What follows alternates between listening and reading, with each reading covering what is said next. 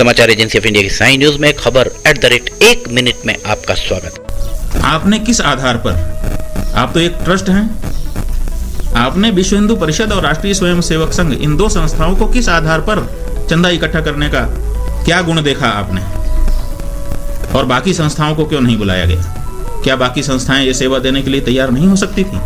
क्या पारदर्शिता की रक्षा के लिए राम जन्मभूमि तीर्थ क्षेत्र ट्रस्ट को ये नहीं कहना चाहिए था कि हम पूरे देश से चंदा इकट्ठा करना चाहते हैं, उसके लिए कार्यकर्ताओं की आवश्यकता है। जो संस्थाएं अपने कार्यकर्ताओं के साथ ये कार्य में सहयोग देना चाहती हों निःशुल्क, उनको हम आमंत्रित कर रहे हैं। जो संस्था चाहती है आपको देती है। अगर 2 ही संस्था आती तो 2 को आप दे देते, लेकिन अगर दूसरी संस्थाएं आती तो उनको भी आपको काम देना चाहिए था। एक बात तो यहाँ पारदर्शिता नहीं दिखाई गई, यहाँ भाई भतीजावाद दिखाया गया। मेरी संस्थाएं हैं, मेरे परिवार की संस्थाएं हैं, जिस परिवार से मैं हूँ उसी से, इसलिए उनको आपने काम दे दिया। तो पहला पक्षपात हुआ, इसका मतलब पक्षपात हो रहा है। इसका मतलब कि कुछ लोगों की चीज बनाई जा रही है इसको, ये पूरे समस्त सनातन धर्मियों की चीज नहीं बन रही है। दूसरे, ये भी देखा जाता है कि ये जो कंपनी जिसको हम काम दे रहे हैं संस्था, वो संस्था ने पहले कोई गड़बड़ तो नहीं किया है। विश्व हिंदू परिषद को आपने काम दे दिया।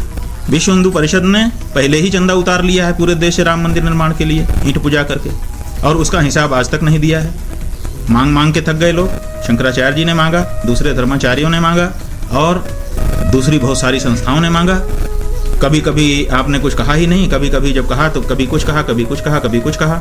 सही हिसाब पिछले चंदे का विश्व हिंदू परिषद ने आज तक जनता के सामने नहीं रखा है। जिस संस्था ने पहले इसी काम के लिए चंदा उठा लिया था और उसका सही हिसाब नहीं दिया, उस संस्था को आप फिर से चंदा उठाने का आपने जिम्मा दे दिया।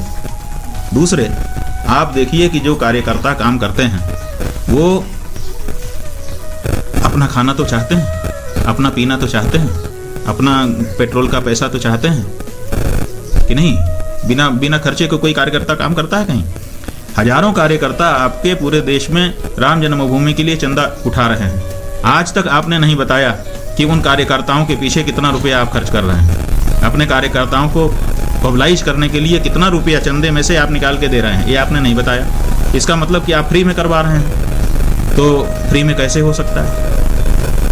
फ्री में कोई अपना समय कैसे दे सकता है? क्योंकि अपना समय 1 दिन दे देगा, 2 दिन दे देगा, लंबे समय नहीं दे सकता।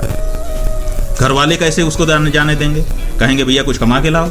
तो कोई भी कार्यकर्ता, यहाँ तक कि नरेंद्र मोदी जी की जब सभाएं होती हैं, आप लोगों के चैनलों के माध्यम से ही हमने देखा है कि कुर्सियां लगी हुई हैं हजारों, और उस पर झोले रखे हुए हैं जिसके अंदर साड़ी है, जिसके अंदर खाने का पैकेट है, जिसके अंदर 500-500 रुपया है, और वो पैकेट आप कुर्सी पे जाइए, झोला उठा